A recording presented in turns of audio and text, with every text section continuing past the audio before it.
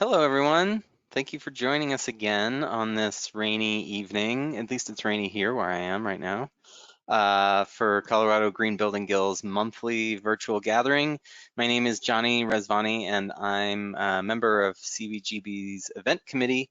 If you joined us last time, welcome back. If this is your first time, thank you for taking a chance on us. I know there's a lot of virtual events to choose from, and we appreciate you being here with us. We only recently transitioned to an all online events here and decided to focus on what we hope is interesting conversations for you in the local Colorado green building community. And as with the last event tonight is going to be seen through the lens of two people who are local to the area. And for those who may be wondering about the title of the event, it's a nod to the podcast / NPR show that's a favorite for us on the events committee, the show called How I Built This with Guy Raz, that delves into stories of entrepreneurs, their struggles and successes, and it's very good. It can be cathartic for any of you running your own business to listen to. And while this is our version where we contrast and compare thoughts of two people running two very different businesses, and we're going to be reflecting on the theme of health and integrating health into sustainable business practice. And something for obvious reasons we're all thinking about at this point in time. And we're going to dive in just a moment, but before we dive in, I want to kick things off with a word from Colorado Green Building Guild President Dave Sloan. So Dave. Thanks so much, Johnny. Appreciate it. Yeah. Happy for everybody to be here. We're excited to bring you the 6th annual Boulder Green Home Tour soon, and those will be virtual tours occurring monthly, looking at about 6 homes for that. We'll have an update when that's going to happen here soon. As you know, the tour highlights Boulder's most innovative green building projects and promotes the exchange of ideas on sustainable building in our community. If you're interested in becoming a sponsor, please connect with us, as sponsorship this year will go on around the world since it's virtual. Thanks so much, and looking forward to getting it started. Thanks, Johnny. Thanks, Dave.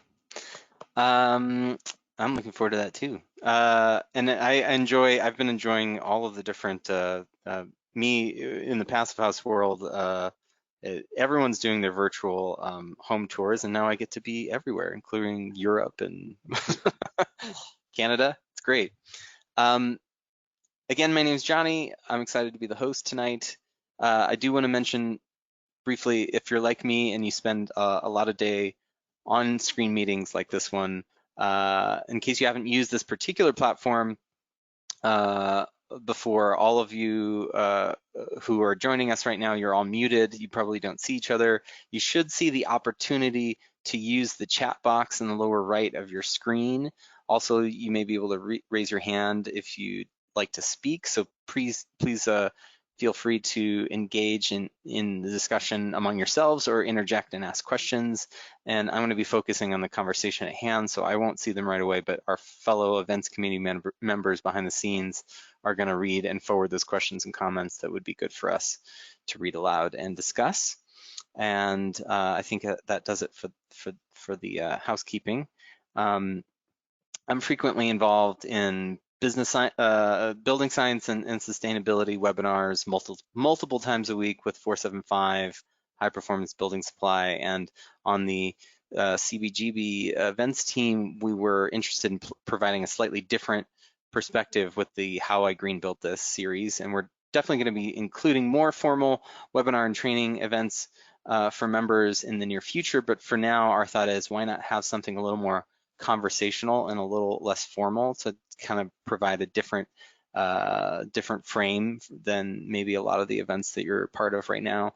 And in that vein, we're not sticking strictly to green building education, but instead more focused on discussing the topic at hand and getting different perspectives. And tonight we're talking to two people who run very different businesses, but both have a lot of opportunity to consider how health is integrated into their business. So it gives us a breadth of experience as we think about this era of COVID and social uprising and unrest, and how large scale and global challenges are impacting our own work in our own community and here and across the country.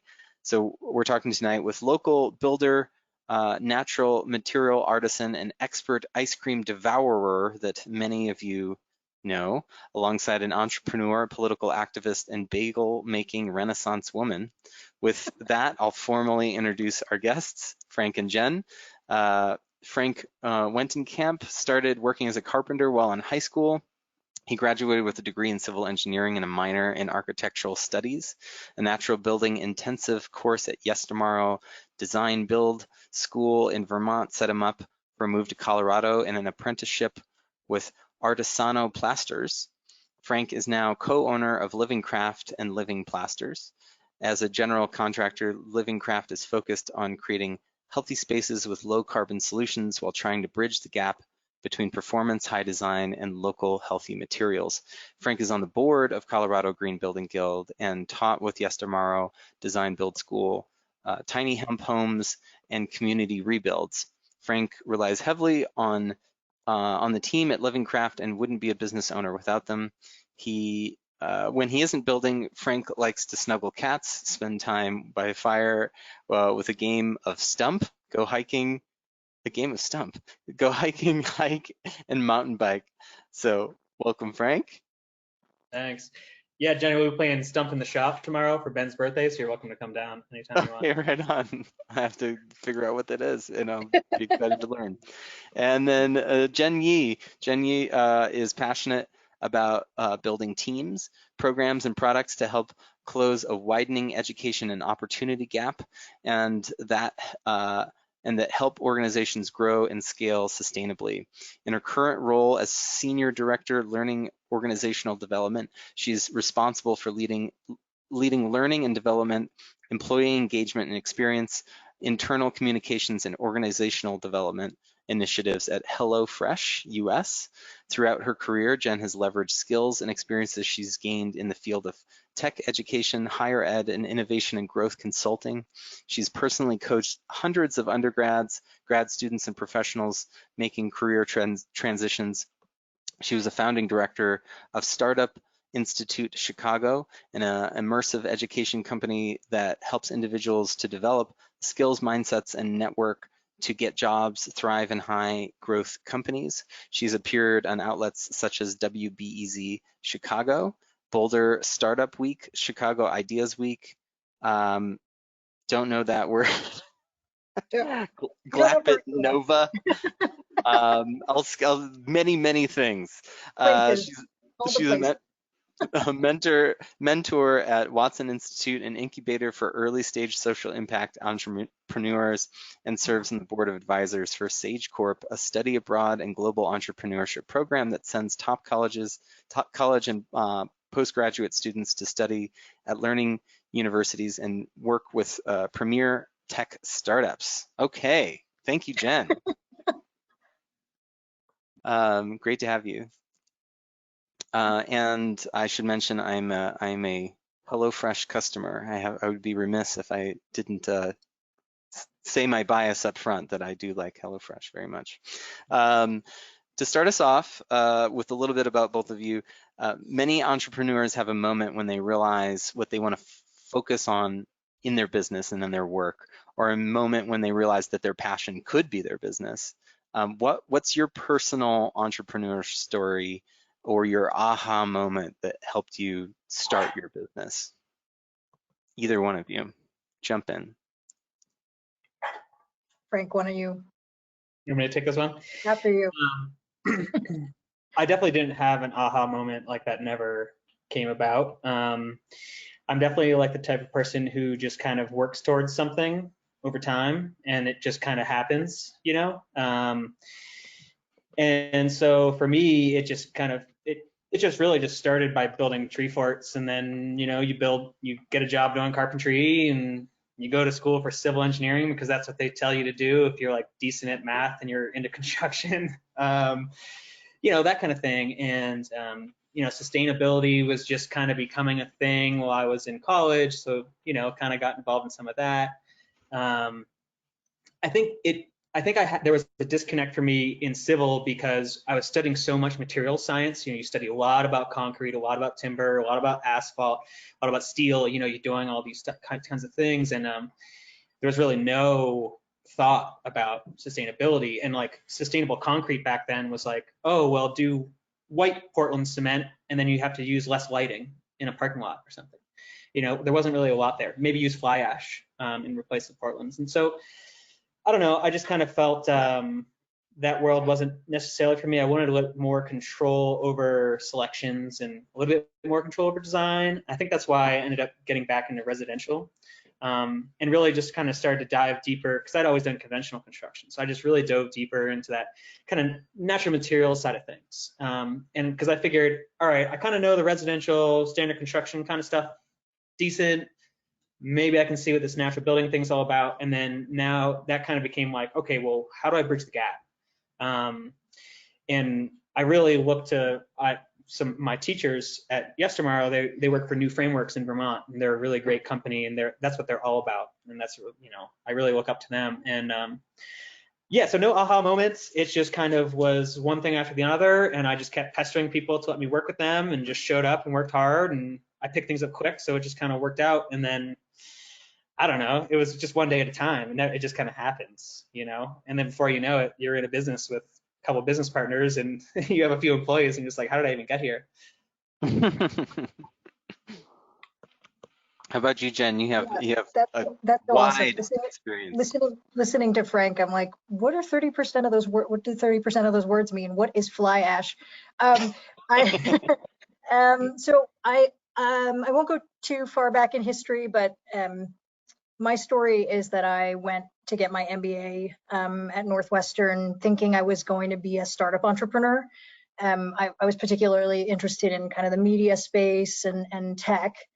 And when I graduated, I had a boatload of debt, and it turns out you can't start a company when you're in debt. And so, or you can, but I took a job and consulting, and I was moonlighting, kind of doing my own little website with some content. And slowly but surely, some of my business school grad pals were sort of saying, hey, like you started a startup, you seem to know some of the other startup entrepreneurs here in Chicago. You know, I'm trying to get out of, you know, fill in the blank consulting, investment banking, whatever it was. And I'm trying to figure out how to transition and use my MBA skill set to go work at a startup or a high growth company. And it was at that point, my children are waving at me. Hello, children. It was at that point I sort of said, oh, I actually kind of like this career advising, coaching role that I'm playing informally for my peers. Hi. And so I sort of took a succession of jobs, including one of the ones you mentioned, Johnny, at Startup Institute, where I was helping people to build the skill sets to get jobs at these high growth tech companies.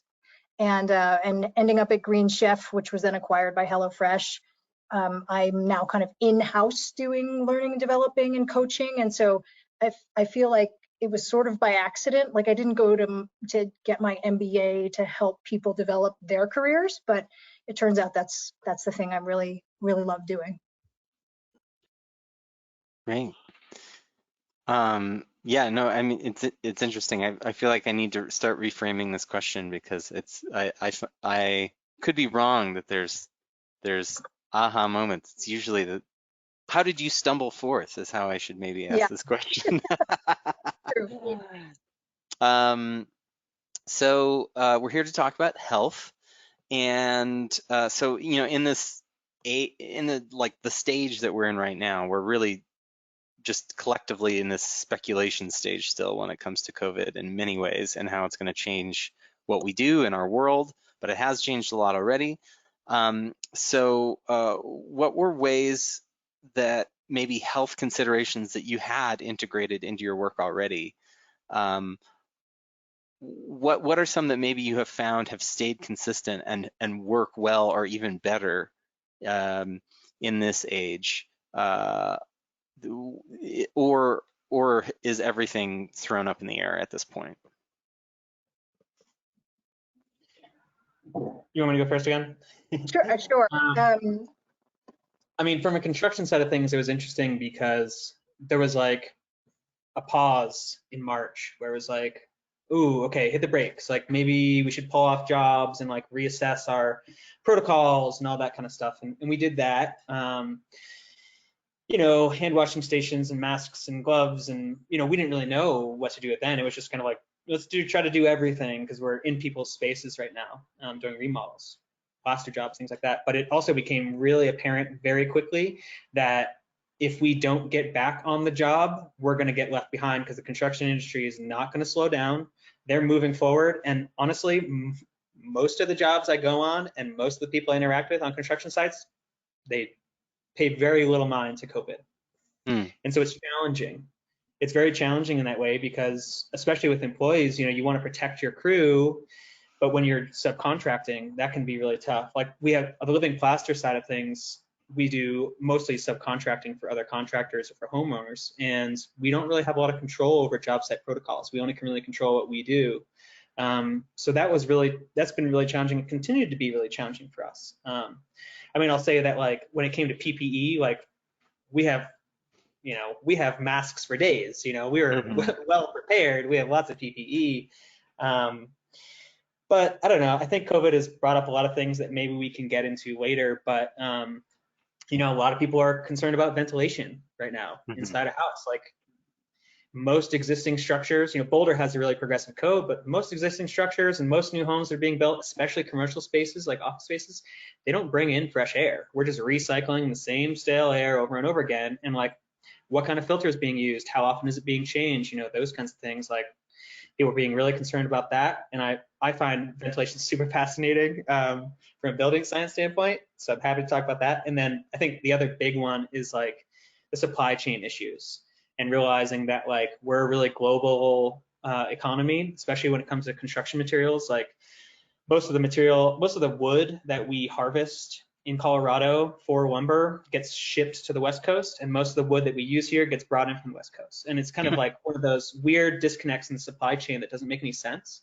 And there's a lot of that. And like, that's where I think a lot of local materials kind of come into that, of like reducing that supply chain network, creating more resiliency, insulating yourselves from these types of incidents.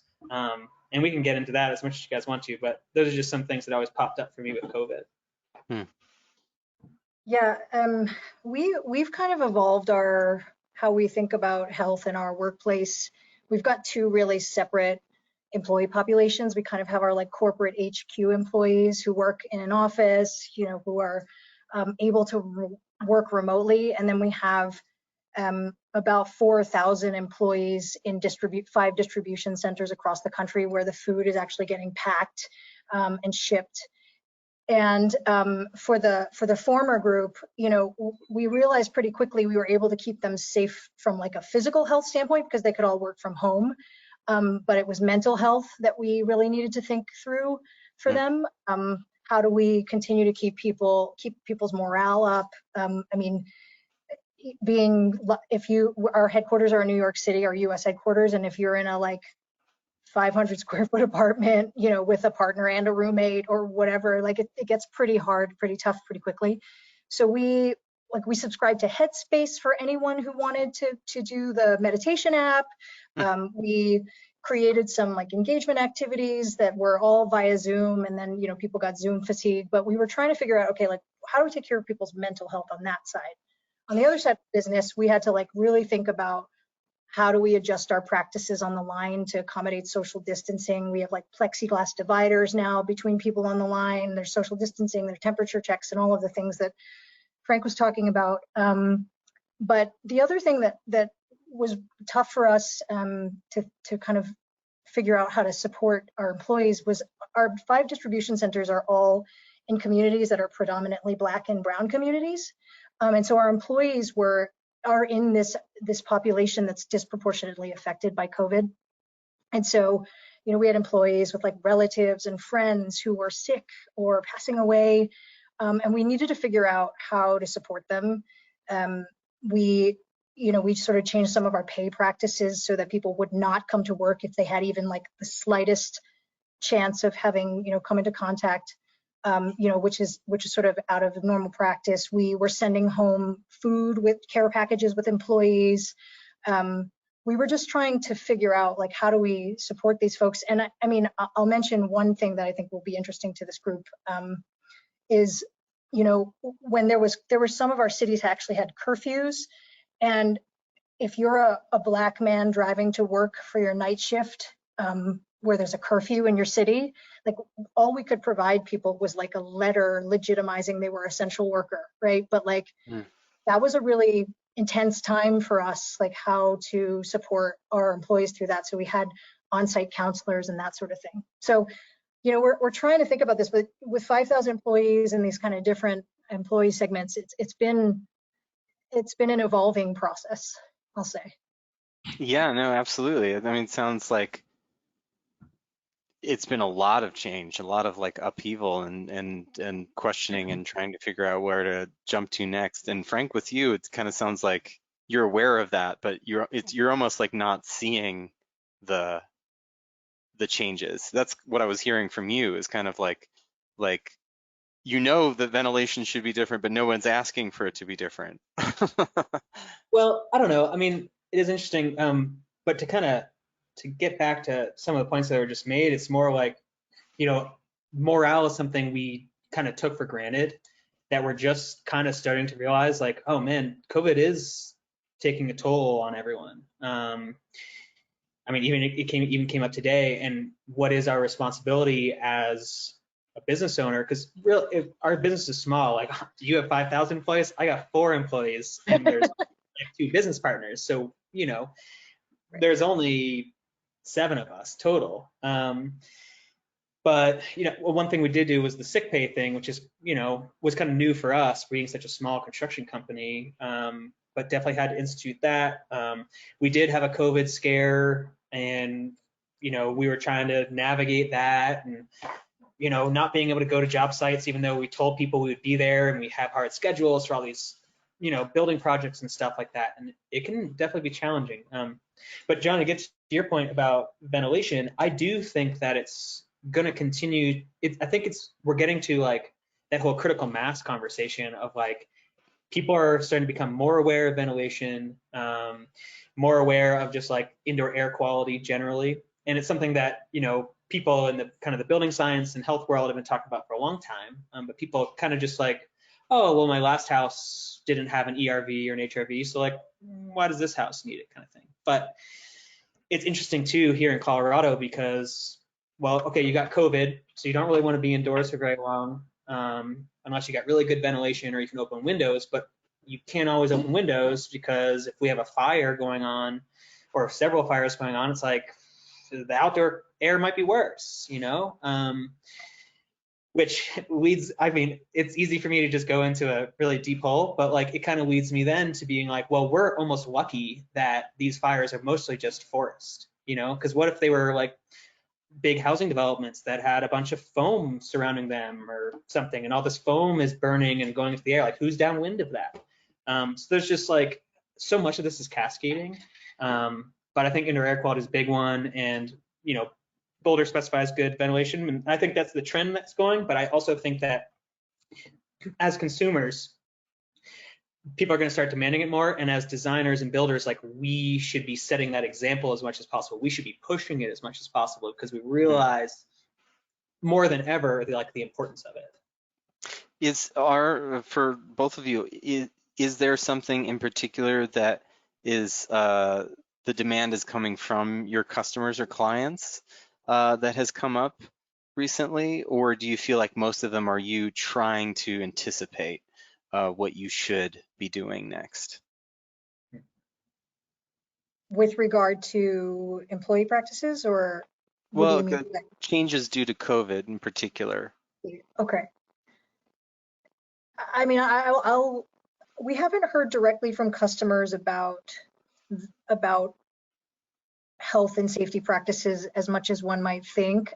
When some of the meat processing plants and things were getting shut down and were in the news as, you know, major outbreak centers, we were lucky to have already realized that when you put 600 people in a building shoulder to shoulder packing boxes, like there's going to be contact, there's going to be spread. So we had kind of gotten ahead of that a little bit.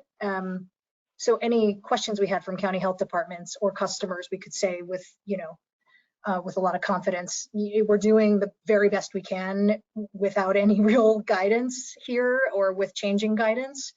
So I don't know. I don't really think there was as much from our customer base as one might expect.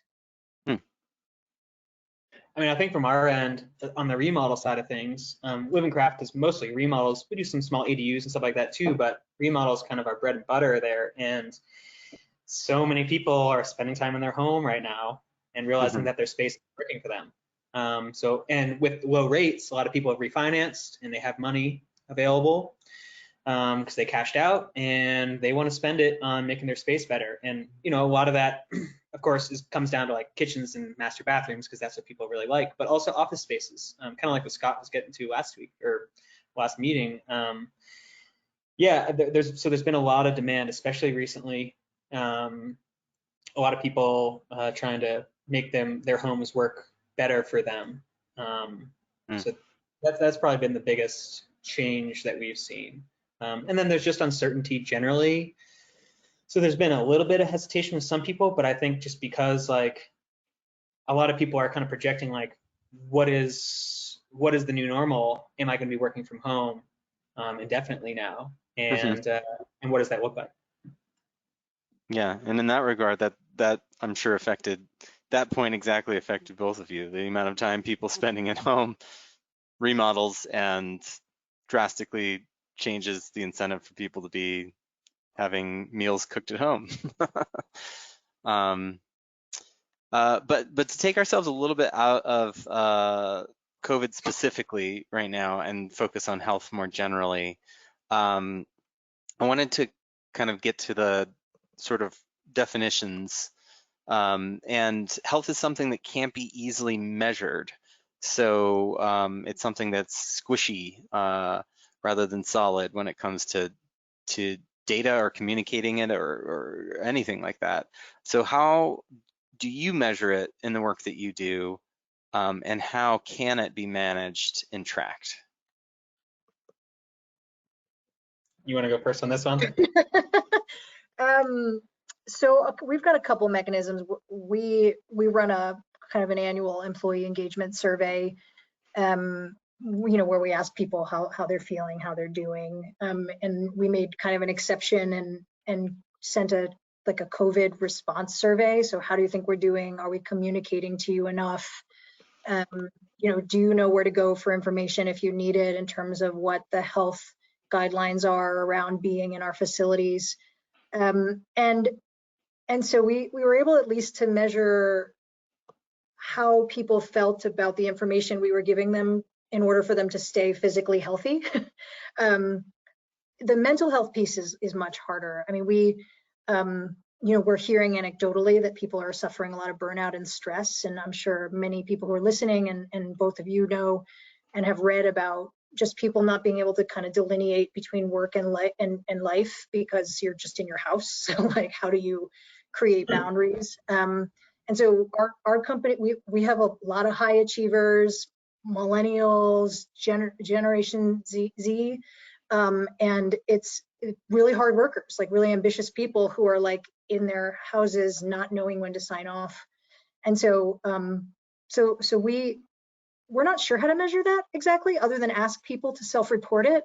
Headspace actually has a really cool like monthly stress test. So you answer a bunch of questions about like your ability to handle adverse things, and like 5 questions, and it'll show you like a bar chart of how your stress has gone, and mine is like March, April, it's sort of like all up high. I don't know. What about you, Frank? It's interesting because like I kind of feel guilty about it, but like my first thought is like, I'm thinking the building, the materials, the people who are occupying it. And so often we kind of forget about the people in the manufacturing facilities, the people on the job, and then the people who have to deal with it at the end of life. And I really like what you're saying about your employees. We were kind of talking about that today of like, how can we support our employees better in this? Because it is tough, you know, especially if you don't have big social networks, and even if you do, you can't really hang out with that many people that often. So yeah, that's challenging. In terms of like, you know, when I'm thinking about my clients and health, a lot of that kind of comes down to just like, we're just doing kind of the basic principles of like creating healthy spaces, you know, and we're really just doing as good as we can ultimately, because like we really don't understand. I mean, if you look at the research of trying to understand like how things off gas and how two things that might off gas safely react in the air and create something that's maybe unsafe, you know, there's so much we don't know. So all you really can do is your best. And it's like, start with a good enclosure, keep the water out, you know, use healthier materials inside. I think a lot of it just kind of comes down to good ventilation and controlling where that comes and goes. And yeah, I mean, it's really easy for me to like dive deep in there, but it's hard to quantify. We have clients that come to us too who have multiple chemical sensitivities or sensitive to mold or things like that, and it's pretty much impossible to guarantee anything. And but I think generally it's kind of like, if you just kind of think about it like air seal well, ventilate well, use natural materials, like if you can at least move towards that direction, like you'll be pretty safe. You know, use good building science practices. That's all you can really do. Yeah, without diving deeper into that. Well, I mean, to piggyback off that, I mean, from the customer perspective, it's interesting. Like Johnny, you shared that cooking is an indoor air pollutant, and Frank, you're thinking about off gassing and you know, materials colliding with one another and creating something potentially hazardous. And people are cooking these HelloFresh kits, and when we think about the health of our customers, we think, oh, we're providing nutritious meals with fresh vegetables, like in places where there's possibly food scarcity or insecurity, but like we're not thinking about how many more stoves that means that are being turned on, you know, or any of that, right? Like our consideration of the health of our customers kind of stops at when they, you know, like when they, what food they eat and the packaging in which they receive that food and the supply chain offsets and all of that. So, you know, it's interesting. We just haven't really taken that too much into consideration. And Johnny, you brought that up when we were chatting before this call. So I think it's a quite an interesting point. Oh, go ahead, Frank. You were gonna start. I mean, it's challenging though, because you only can control so much, right? I mean, even in the building, like, where do you draw the line? Yeah, I can give them balanced ventilation, but I also give them operable windows. So I can't control if they decide to open their window and we have really high ozone levels or something, you know? Right. But there are things I can do, like clay plaster literally captures ozone. There's been many studies on that. So like there are weird solutions that you don't always think of. But yeah, I mean, yeah, kitchens are hard. Like don't even bother. Well, I mean, for both of you, you're talking about having control over things at a systems level, and you can guide users in the right direction, but you ultimately can't control what they're going to do. But that guidance and that systems level thinking is really important. Like, how is somebody going to use this space, or how is somebody going to use this, you know, this prepared meal, or how will they? Before I jump the attached question to that, we did get a question from somebody who wanted to know if thought that letter, the letter thing that you talked about with to give to employees. Essential worker letter. Yeah. Yeah, exactly. Was interesting, and wondered if you had any stories about it directly helping anyone, if you heard back from people about that. Yeah. So we drafted those letters quickly in all the states in which we're present, shortly after most states kind of shut everything down, and we knew that our employees were still going to have to travel to work, and and the communities in which they were doing that. So, you know, we created this letter for California residents, New Jersey, Texas, and we did hear that some people were asked, you know, can you prove, you know, show us your hospital badge or show us proof you're actually going to work right now, right, and not spreading the virus or going to go idling about in public when there's a curfew. We didn't have any like incidents or anything, but we certainly had people who had to show their letter in order to proceed with their journey. So jumping back, you know, we're talking about how, you know, part of considering health and integrating it is where you draw the line. And so health in particular is something that the concept of it can be easily manipulated, marketed in different ways, misconstrued. And it is often, like, whether it be in social media right now, the conversations we have about that, or just generally in marketing. I know that can get stretched, what is healthy and what isn't. So I'm wondering if there's something that you see, particular from where you're seated, that is a pet peeve or is generally misrepresented, and what do you, what is that thing, or how do you correct that, or how do you properly represent it in what you do? Well, I think a lot of it comes down to like when I think about kind of getting back to like health, it is kind of that cradle to cradle mentality, right? Because like it might be, you might install something and like then it's stable and it's fine, but like to create that thing, you might be releasing lots of toxins into the air, which is unhealthy for the environment or unhealthy for the installer or the manufacturer. And then like at end of use, you go to deconstruct that thing and it's like, how much of that is going to the landfill? How much is that going to leach down into the earth again? And like, who's going to have to deal with that? You know, what generation in the future is going to have to deal with toxic water, toxic soil? And, you know, so health is such a huge conversation. So I think I just wish people would just think about it more. You know, like we have solutions. It's not complicated. And one other thing I just kind of wanted to touch on, not to jump back too much, but you kind of talked about how you don't have control over these maybe lower income families, or trying to kind of almost, you know, how do we create equity and have more control over, you know, people being healthy? And this is more just kind of throwing it out there because I don't have the solution, but most low income housing is crap. You know, they build it as cheaply as possible with as little money as possible, and they usually don't have very good indoor air quality, and they're usually toxic materials. So like, I don't know, that's just something that needs to be figured out. I'm not working on that, but it's just something I want to throw out there. Well, I mean, I guess that is well, I want to let Jen answer the question, but No, there are like so many different things that, I mean, if we were doing adult beverages at a bar right now, we'd have such, like, it would be so awesome because we could talk about all these different things. So to answer your question, Johnny,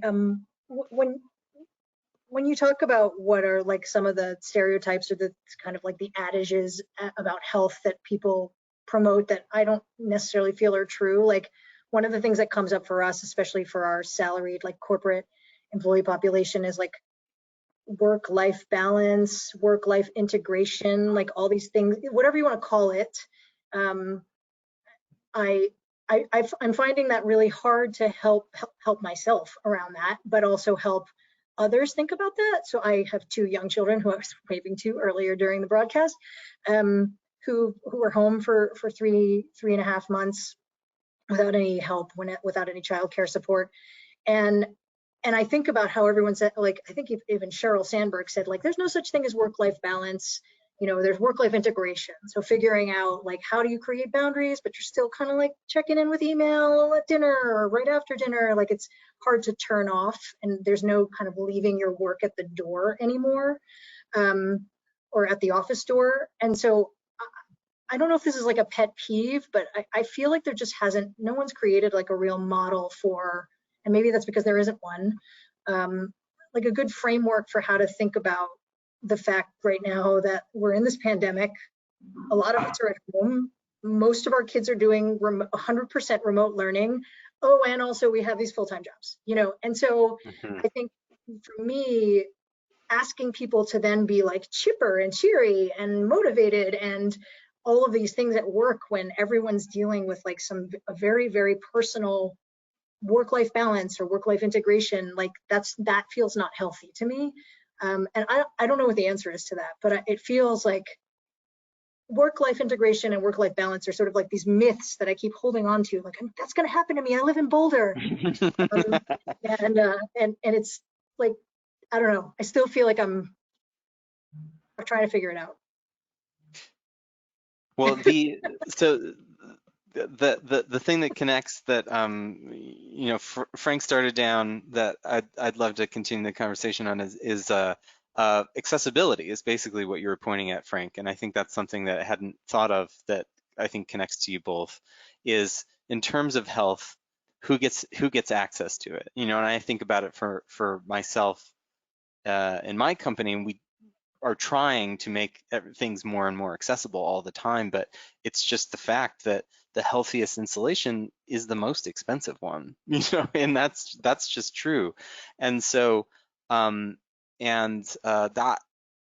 could be also said. I know, Jen, you have been directing these questions a lot toward mental health when we think about health, and that also has to do with the accessibility and like who you know, time is money. Like who has the money has the time because they can afford to hire help and things like that. So, what are your thoughts on, you know, because this is something we want to share, like the good aspects of health that we, you know, that we want to share them with everyone.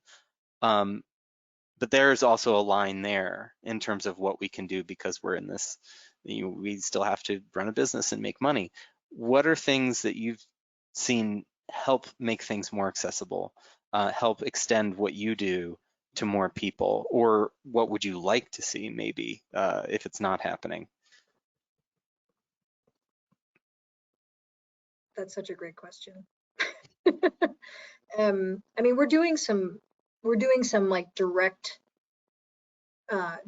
work on this. So when we think about like sustainability, we think about it as people, so our customers and our employees, our community, that particularly our communities where we have offices or distribution centers, and then our planet.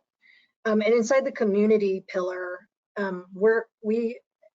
this year we've donated like 2.7 million meals in surplus food. So we just have a lot of food like waste, you know, that fluctuates week to week depending on demand and orders and stuff. And so we donate those meals into the community via nonprofit partners that are working on, you know, people who are experiencing food insecurity or live in a place where fresh food is not accessible.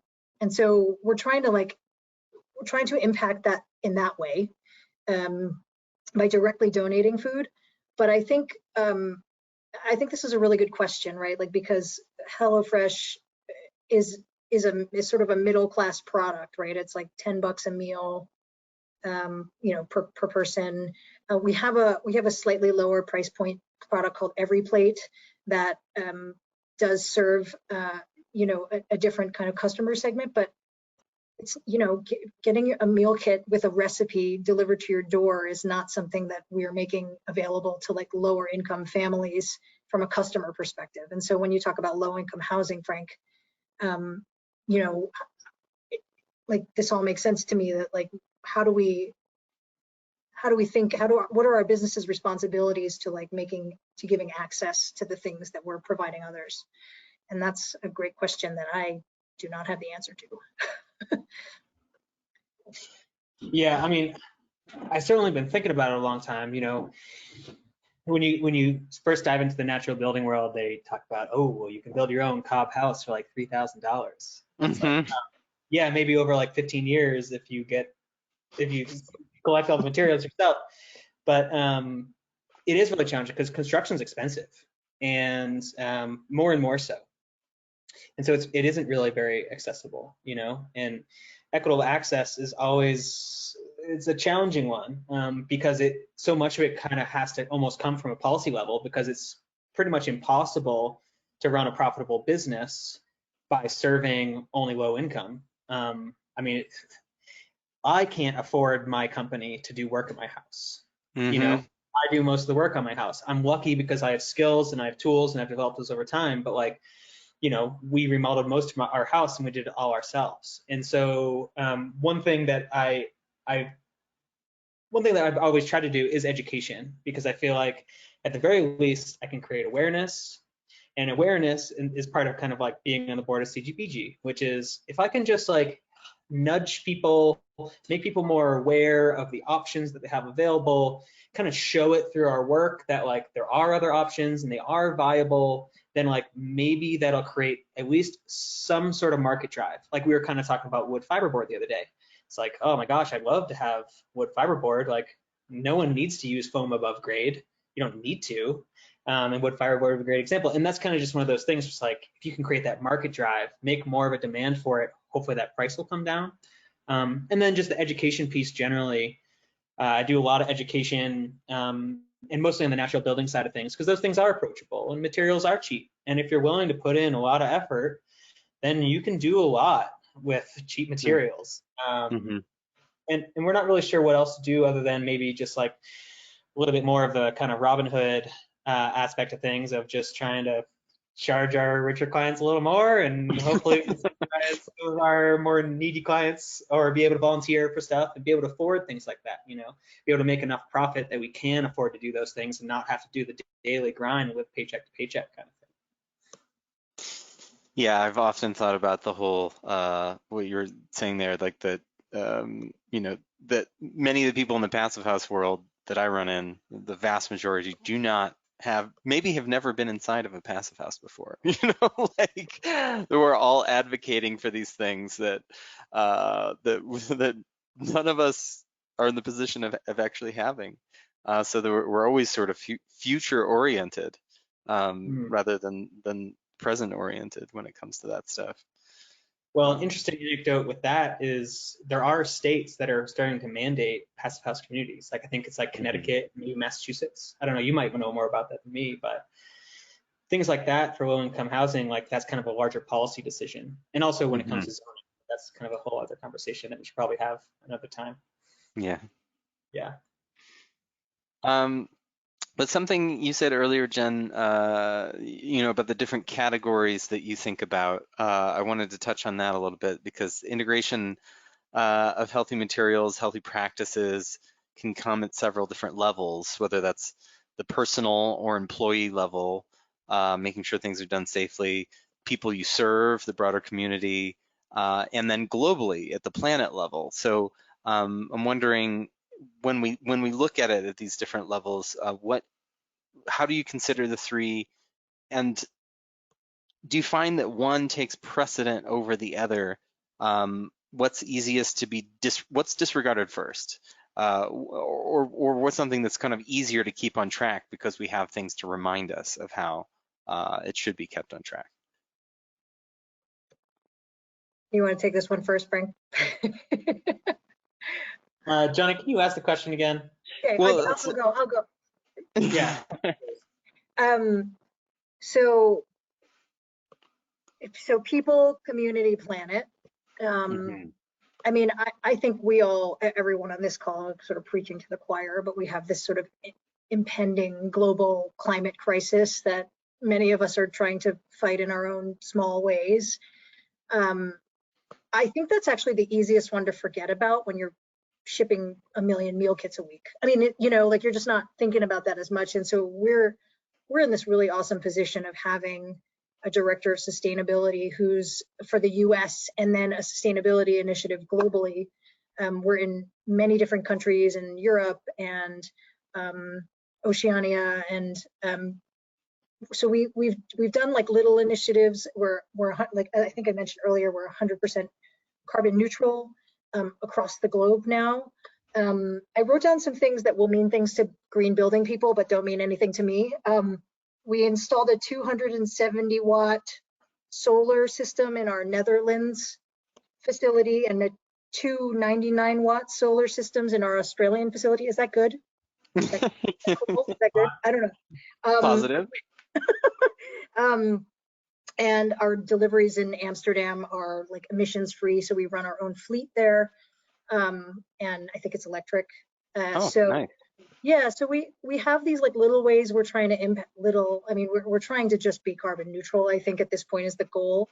So we're trying to think about the planet, but I think like more immediately, especially when you think about COVID and the racial justice crisis, we're really thinking a lot about employees right now. And so like I would say for me personally, that's what takes precedence because that's my job. Hmm. But I think they're all pretty pressing.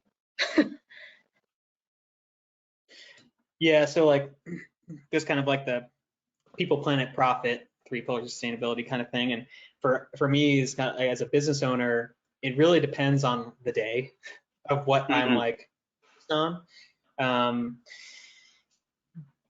But a lot of our focus of the company generally has really been towards embodied carbon and the embodied carbon network and kind of seeing what they're up to, the Carbon Leadership Forum, Builders for Climate Change, all these kind of organizations, they're all kind of circling around the same issue. And so much of it basically just kind of comes down to like, we need to, climate change it's one of those kind of cascading things. We get these bad feedback loops if we don't start making changes right now. And so that's something we've been really harping on a lot and really trying to push forward. Especially even like when we work with architects and things like that, we're really trying to like just kind of challenge their standards, because so many people, they kind of just get into this mode of like, well, this is what I expect for this situation, and trying to just kind of like maybe just expand the options a little bit, because we don't really have a lot of time when it comes to global warming and climate change. And so the more impact we can have right now, that's the most important thing we can do. Operational energy, you can get to net zero while also doing a net negative carbon building. You know, there are solutions, they're not complicated. You don't have to retrain people. Use cellulose, you know, use plants, Hmm. that kind of thing. And it's not that simple. Obviously, it's super nuanced and complicated, but that's like the big initiative that our company has really been focused on and really concentrating on, because when you go towards carbon sequestering materials, they tend to be more natural, they tend to be more toxic, they tend to be healthier, and it's just kind of one of those things, just like it's almost the logical conclusion of going carbon negative. It usually has, you know, you kind of can stack functions there, and I love stacking functions. It's interesting, you know, hearing the contrasting different answers to this, because it's so clear how easy it is. I mean, Jen, you're at the employee level. That's like where your mind is. Frank, I heard you say earlier, you were talking about how like, I mean, literally you're living in the global level, even though you're building these physical things all the time, and we often just completely disregard the health and safety of people who are installing them, who are manufacturing them and stuff like that. And it is interesting to see how like we sort of live at one of those levels all the time and just kind of hope for the best in the other ones, you know, because you can really only focus on one thing at a time. But um, it's interesting to hear how those how your answers reflect that. Um, well, I kind of wanted to look more future oriented, and was wondering if there's something upcoming, there's something down the pike that you are looking at, like what's next when it comes to a lot of the topics that we've discussed. Is there something looming, impending, or that you're excited to see next that affects health, well-being?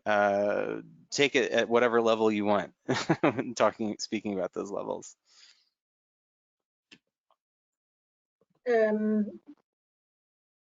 Mine kind of has to do with a building.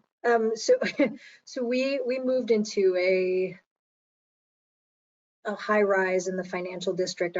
We moved our New York City headquarters there, and And when you think about being an employee commuting to a New York City high rise, getting in an elevator with other humans, then going up to the 10th floor, passing by a receptionist, sitting at an open floor plan, again, inside a building where you cannot open the windows. We're really thinking about what does the environment look like for return to work, if there is an environment for return to work, honestly. It's just a completely different world, right? Like our conference room that used to hold 20 people with social distancing maximum holds 6. Things like that. Like, I think someone calculated that if everyone returned to the building in which we work and other companies are located, it would take, with social distancing, from 8 to 5 to get everyone to their floor, right? Like if every single person arrived at the same time. And so it's like, we don't really know what that looks like. And buildings were not built for preventing people from getting, very highly contagious airborne viruses, not all of them anyway.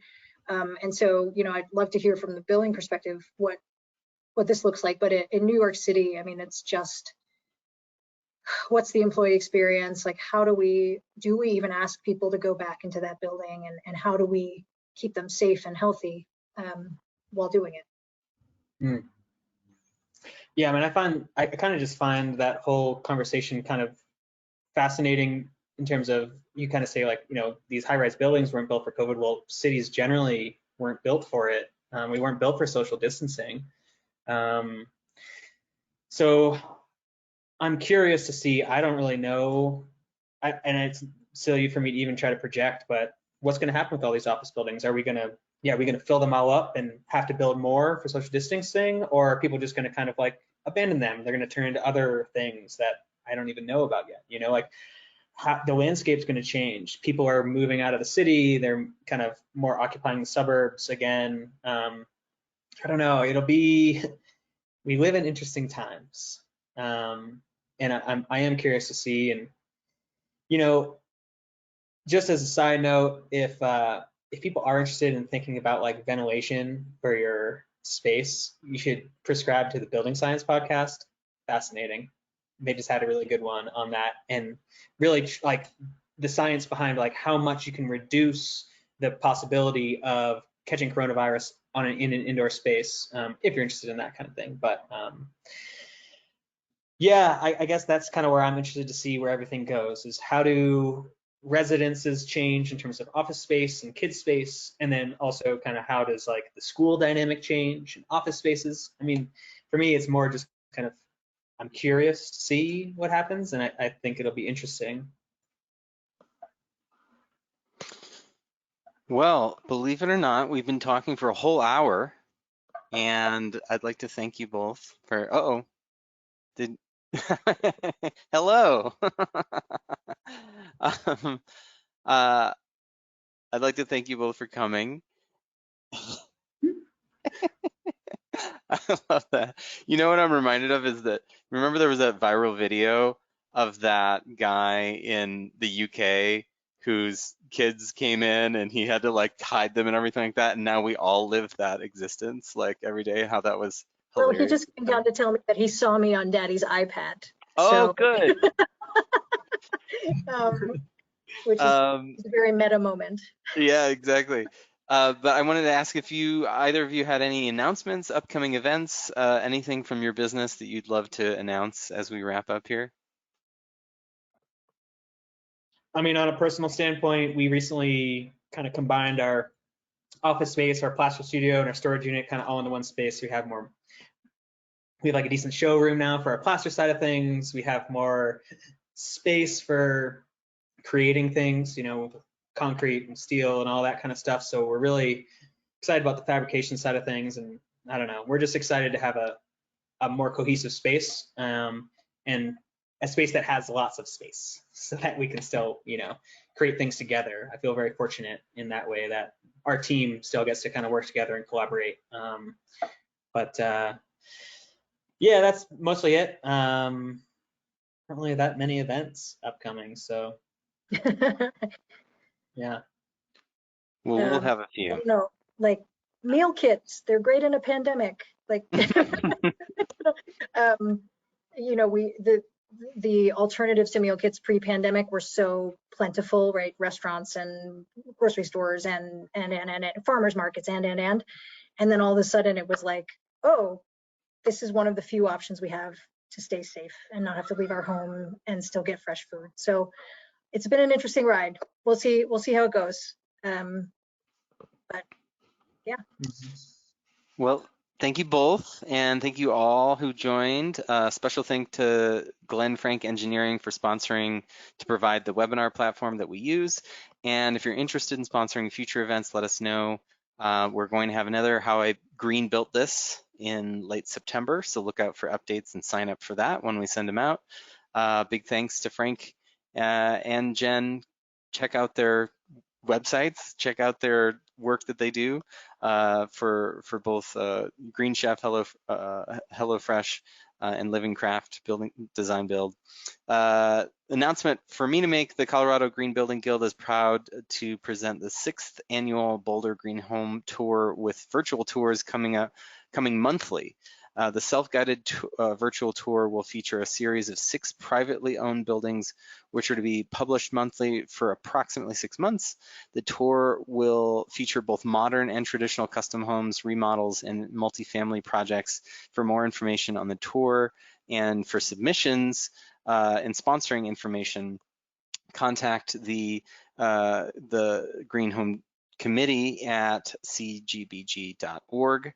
And we hope that you'll tune in next time, and I'll see you then. Take care, everybody. Thanks, Johnny. Thanks, Johnny. Thanks, Frank. And there's